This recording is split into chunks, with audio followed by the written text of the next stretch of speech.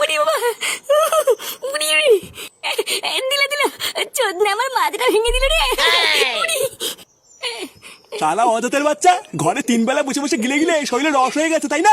আজকে 100 টাকা দাও, কালকে 200 টাকা দাও, তার টাকাটা কি হারাবেন নাকি? হ্যাঁ, বাছুর থেকে সার হয়ে গেল, তাও এখানে ঘরে বসে বসে গিলছে, এক ফোঁটা লজ্জাও করে না। বেরো এই বাড়ির থেকে, তোর মতন অজাতের এই বাড়িতে কোনো জায়গা নেই, বেরো। শালা দুধ কলা দিয়ে কাল সব পুষেছি আমি। হ্যাঁ, বাড়া একবার দাঁড়াও না, একবার নিজের পায়ে দাঁড়াই, তারপরে দেখবা এই কাল সাপের কি চোদন। তখন যদি 100 বলে ছবি না করেছি, ওরা আমার নামা ফুটো না। বড় বালের রে, ছিঁড়ে আটি বাঁধবে।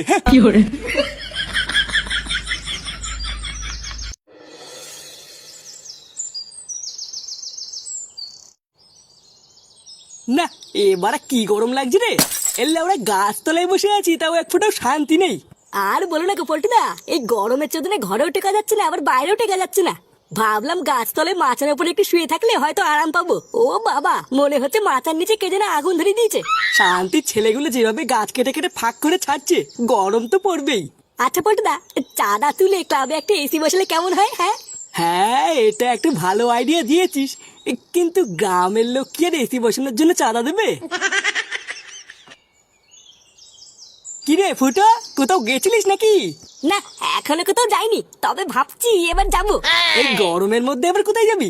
কিছু হয়েছে নাকি? মুখটা অমন করে আছিস কেন? কি আবার হবে, প্রতিদিন যা হয় তাই হয়েছে।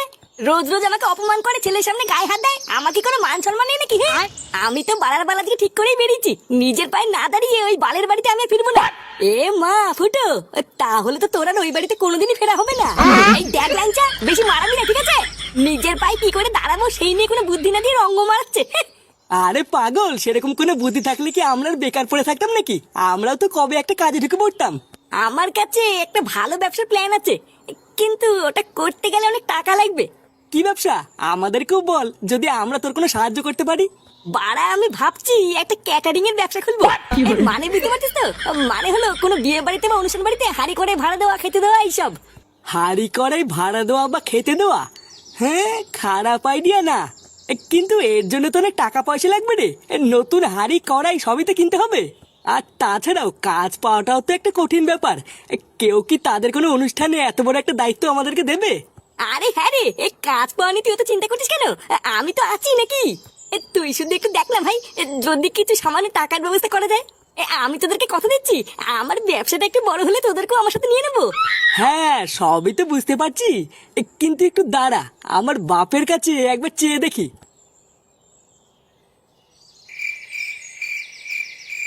বাবা। হ্যাঁ, কি হয়েছে? মানে বলছিলাম কি বাবা, তোমার সাথে না কিছু কথা ছিল। আমার সাথে কথা? তা কি এমন কথা শুনি? মানে বলছিলাম কি বাবা, আমার না কি করছিস? একটু ঝেড়ে কাজ তো, কি বলবি আমাকে খুলে বল। মানে বলছিলাম কি বাবা, আমাকে 10,000 টাকা দেবা? মা কালী বলছি, এই টাকাটা কোনো বাজে কাজে খরচ করবো না, একটা নতুন কাজ শুরু করবো, তাই টাকাটা দরকার। হ্যাঁ দেখ পল্টু, তুই হচ্ছিস আমার একমাত্র ছেলে। তোর মা চলে যাওয়ার পর নিজের এই হাত দিয়েই তোকে আমি মানুষ করেছি, এবং ঠিক সময় একটা ভালো মেয়ে দেখে তোকে বিয়েও দিয়েছি। আর এই বয়সে তুই কোনো কাজ না করে আমার কাছে হাত পেতে টাকা চাইছিস, এটা আমি তোর কাছ থেকে আশা করি না। আসলে বাবা একটা ব্যবসা করব, তাই কিছু টাকার খুবই দরকার। এখন তোমার কাছে যদি না থাকে তাহলে দিতে হবে না। ব্যবসার জন্য টাকা লাগবে? হ্যাঁ, মানে আমরা বন্ধুরা সবাই মিলে ঠিক করেছি একটা ছোটখাটো ব্যবসা করব, কিন্তু 10,000 টাকা শর্ট পড়ছে, তাই তুমি যদি দিতে খুব ভালো হতো। আচ্ছা ঠিক আছে, ব্যাংক থেকে তুলে কালকে সকালে দেবো। তবে হ্যাঁ, ব্যবসাটা দাঁড়িয়ে গেলে কিন্তু আমার টাকা ফেরত চাই। হ্যাঁ হ্যাঁ, ও নিয়ে তুমি চাপ নিও না বাবা, ব্যবসাটা একবার দাঁড়িয়ে গেলে তোমার সব টাকা আমি দিয়ে দেবো।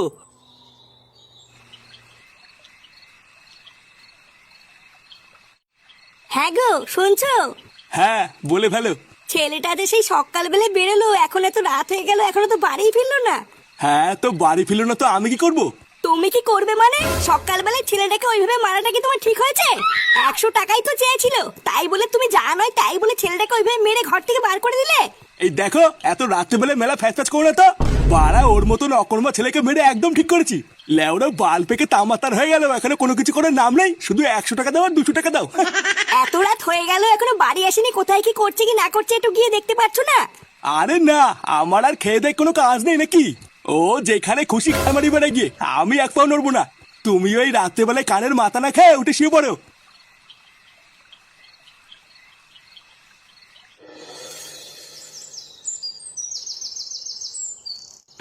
কোনো চিন্তা করবো না, বুঝলা? তোমার দোকানের পুজো খুব সুন্দরভাবে সম্পূর্ণ হয়েছে। 133 কোটি দেবতাকে সাক্ষী রেখে তোমার দোকানের পুজোটা যা সুন্দর করে দিয়েছি না, এবার শুধু দেখবা তোমার দোকানে কাস্টমারের দেনার দেন লাইন পড়ে যাবে। আর ফুটো, মন দিয়ে কাজ করবা, ঠিক আছে? মনে রাখবা ভগবানের আশীর্বাদ তোমার মাথার উপরে সবসময় আছে। ঠাকুর মশাই, আপনিও আমাদেরকে আশীর্বাদ করুন যাতে এই ব্যবসাটা করে আমরা অনেক উন্নতি করতে পারি। হ্যাঁ বেটা, পল্টু তো ঠিকই বলেছে, তুমি একটু আমাদেরকে আশীর্বাদ করে দাও। হ্যাঁ আরে হ্যাঁ হ্যাঁ, সে কি আর বলতে, আমি তো মন খুলে আশীর্বাদ করেছি। তোমরা শুধু মন দিয়ে কাজটা করো। আচ্ছা ঠাকুর মশাই, ঠিক আছে। নাও ফুটো, এবার আমার দক্ষিণাটা দিয়ে দাও, আমি চলে যাই। এই দক্ষিণা? কিসের দক্ষিণা? আরে ঠাকুর মশাই তো দোকান পুজো দিলে, তুই দক্ষিণা দিবি না? মানে বলছিলাম কি, তোদের কাছে ঠাকুর দিবে না, আমি তোদেরকে পরে দিচ্ছি। কেন ফটকে কেন দেবে? সব টাকা তো তোর হাতে দিয়েছিলাম, তুই দে। না মানে আমার কাছে তো আর কোনো টাকাই নেই। দোকানের মাল কিনে যা 200 টাকা বেঁচেছিল ওই টাকা দিয়ে তো বাংলা কিনে নিয়েছি। বাংলা নিয়েছিস মানে? টাকাটা কি আমি তোকে বাংলা কেনার জন্য দিয়েছিলাম? আরে এত চাপ নিস কেন? ঠাকুর মশাই তো বললো নাকি যে আমার দোকানে কাস্টমারের দেনার লাইন পড়ে যাবে, তার ব্যবসায় লাভ হোক, তারপরে না ঠাকুর মশাইকে দক্ষিণে দিয়ে আসবো খানি। কি ঠাকুর মশাই, ব্যবসায় লাভ হওয়ার পর দক্ষিণটা দিলে হবে তো নাকি? হ্যাঁ, আমার দক্ষিণের টাকা মালকে উড়িয়ে তুই এখন ব্যবসায় লাভ হওয়ার পর আমাকে দক্ষিণা দিবি? চোদনা হরি, আমি তোকে বলে গেলাম তোর ব্যবসা তো শাটার মধ্যে ঢুকবে, মিলিয়ে নিস।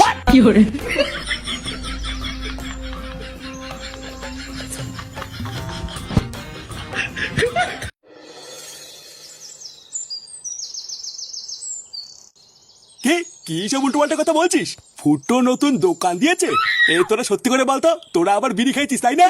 এ মা, না না দাদু, আমরা বিটিনি খাইনি। আমি সত্যি বলছি, নিজের চোখে দেখেছি ফুটু কাকা নতুন দোকান খুলেছে। আর জানো দোকানটা কত বড় করে পুজোও দিয়েছে। এ সত্যি? আমার ফুটো নতুন দোকান দিয়েছে? গিন্নি, আরে কই গো গিন্নি, শুনেছো তোমার ছেলে কি করেছে? আমি জানতাম আমার ছেলে একদিন কিছু না কিছু একটা করবেই। আরে তুই না, যেই শুনেছে বাবা নতুন দোকান খুলেছে আর অমনি সাদা নাম খারাপ হয়ে গেছে নাকি? বাবা কালকে আমার বাবাকে তাই 10 সময় মেরেছিল না, এখন ঠেলে মারাচ্ছে।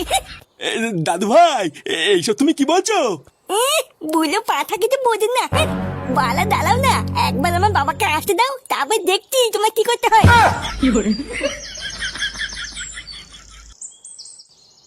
কি রে, কি এত ভাবছিস? এই ব্যাপারটা কি হলো বলতো? লেওরা এত টাকা খরচ করে মাল মাটি কিনে ব্যবসা শুরু করলাম, ঠাকুর মশাই বলে গেল ব্যবসা নাকি দেনাদন চলবে। কই বাড়া, এতক্ষণ হয়ে গেল একটা তো কাস্টমারই আসলো না। আরে অত ব্যস্ত হচ্ছিস কেন? এটা কি তোর রাজুদার পকেট পাউডার নাকি যে সবসময় কাস্টমার থাকবে? কবে কার বাড়িতে বড়সড় অনুষ্ঠান হবে তারপরে তো তোর কাছে ক্যাটারিং এর জন্য আসবে নাকি? আর ধর বাড়া, এতদিন কি অপেক্ষা করা যায় নাকি? আমি কোথায় ভাবলাম ব্যবসা শুরু করার সাথে সাথে আমদানি শুরু হয়ে যাবে, তা না, এখন কবে কার বাড়িতে অনুষ্ঠান বাঁধবে সেই অপেক্ষায় বসে থাকতে হবে। বাল ছেড়ে ব্যবসা খুলেছি, আর কোনো ব্যবসা পেলাম না। কি বললি? শান্তির ছেলে বাল ছেড়ে ব্যবসা খুলেছিস মানে? চোদ্দা, আমি 10,000 টাকা লাগিয়েছি এই ব্যবসায়, যদি কোনো চুদুর বুদুর দেখি না। এত খুঁজে যাচ্ছিস কেন? আমি তো মজা করছিলাম। মজা? আমার বাপের টাকা ছেড়ে টাকা নিয়ে মজা? হ্যাঁ রে, মনে হচ্ছে কাস্টমার আসছে। হ্যাঁ, কই কই?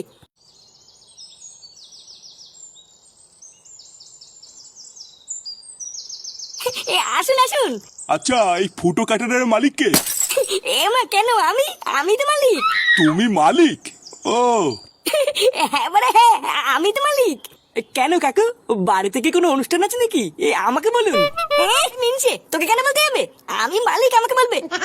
এই লেওরা, আপনি আমাকে বলেন তো, আমি এখানকার আসল মালিক, ওরা তো এখানে কাজ করে। আসলে কালকে আমার মেয়ের বিয়ের অনুষ্ঠানের জন্য কিছু ক্যাটারার আর কিছু বাসন কাসনের দরকার, তাই এখানে এসব পাওয়া যাবে তো নাকি? এ মাসে কি পাওয়া যাবে কিনা এটা আবার কেমন কথা? ব্যবসা কেন চিন্তা করেছি নাকি? হ্যাঁ, আপনি এই নিয়ে একদম চাপ নেবেন না, এখানে সবকিছুই পেয়ে যাবেন। হ্যাঁ, কিন্তু সমস্যাটা হচ্ছে অন্য জায়গায়। সমস্যা? কি সমস্যা? আরে ক্যাটারিং এর সাথে একটা রান্নার লোক হলেও খুব ভালো হতো। তা তোমাদের এখানে কি রান্নার লোক পাওয়া যাবে? না হলে আমাকে আবার অন্য জায়গায় খুঁজতে হবে। কি বলছেন? এটাও কি আবার কোনো সমস্যা নাকি? হ্যাঁ, আপনি ভেলভাল কোনো চাপ নেবেন না, এখানে আমাদের রান্নার লোক রয়েছে। কি আলবাল বলছিস? রান্নার লোক আছে মানে? রান্না আবার কে করবে? মাথাটা থেকে তোর খারাপ হয়ে গেছে নাকি? আমাদের এটা ক্যাটারিং এর ব্যবসা, এখানে কোনো রান্নার লোক পাওয়া যাবে না, বলে দে। তুই চুপ কর, যা বলার লেওটা আমি বলছি। কোনো সমস্যা টমস্যা নেই তো? মানে এতগুলো দায়িত্ব তোমরা ঠিকভাবে পালন করতে পারবে তো? আরে হ্যাঁ, এই কোনো সমস্যা নেই। কালকে আপনার মেয়ের বিয়েতে একদম ঠিক সময় পৌঁছে যাবো। এই নিয়ে আপনি কোনো চিন্তা করবেন না। আচ্ছা আচ্ছা ঠিক আছে, এই কাজটার জন্য আমি তোমাদেরকে 10,000 টাকা দেবো। কি 10,000 টাকা? হ্যাঁ, এখন 5,000 টাকা অগ্রিম দেবো আর বাকি 5,000 টাকা কাজের শেষে। এই নাও, এইটা হলো তোমাদের আগাম 5,000 টাকা।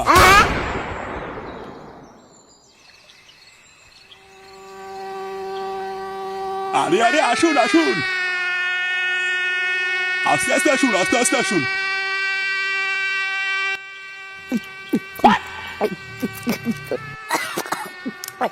এ বাড়া, তুই কি শুরু করলি বলতো? আজকে আমরা এখানে একটা কাজে এসেছি, আজকে একটু কম খেলে হয় না? আরে ধুর পাগল, কম খেতে যাবে কেন?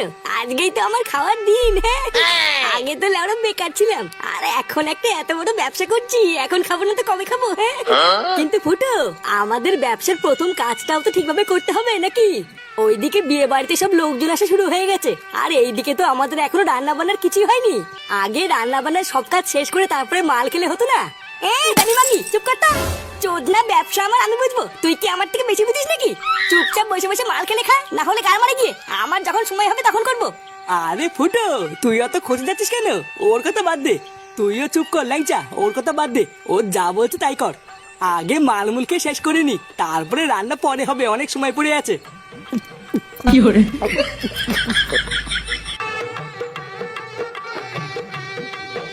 দাদা। হ্যাঁ, কি হয়েছে? দাদা, ওইদিকে একটা কেলো হয়ে গেছে।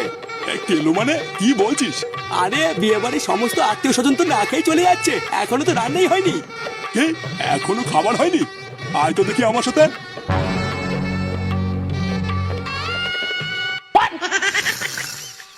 এই কে রে, কে আছিস? আমাকে একটু জল দে না। এই কই রে ফুটো, বাড়াগুলো কোথায় যায়? হাত বড়া। দেখো দাদা, দেখো কাদেরকে তুমি রান্নার দায়িত্ব জন্য নিয়ে এসছো। এই কোন বুক আছে দাঁড়ে? যা যা বড়, এখান থেকে যা, এখানে রান্না হচ্ছে। এই, তোরা রান্না না করে এখানে মাল খেয়ে পড়ে আছিস? চোরের বাচ্চাগুলো, তোদেরকে আমি এই জন্য টাকা দিয়েছি। এই কে রে বাড়া? আমি মালিক না, আমাকে বলে কি হবে? ওই যে বালছেরা মালিক ওখানে ফুটিয়ে শুয়ে আছে। এই ফুটো, তোকে ডাকছে রে। কি রে? হাত মারা। ওই দেখ, ওরা তোকে ডাকছে। চোরের বাচ্চাগুলো সব অতিথিরা না খেয়ে বাড়ি চলে যাচ্ছে, আর তোরা এদিকে মাল খেয়ে পড়ে আছিস। আরে ধুর হুদা, জানতে এখান থেকে অতীতের মাকে লেওরা, হাফ টাকা দিয়ে কি মাল হবে নাকি? পুরো টাকা দেন, তারপর রান্না করবো। এইসব তুমি কাঁদকে নিয়ে এসছো? সবাই না খেয়ে চলে গেলে আমাদের মান সম্মান সব চলে যাবে। আমার মান সম্মানও গেল, আর আমার 5,000 টাকাও গেল। এই শোনে বাচ্চা তিনটিকে কেলিয়ে আজকে আমি আমার হারানো মান সম্মানের প্রতিশোধ নেবো। মার এদেরকে, মার।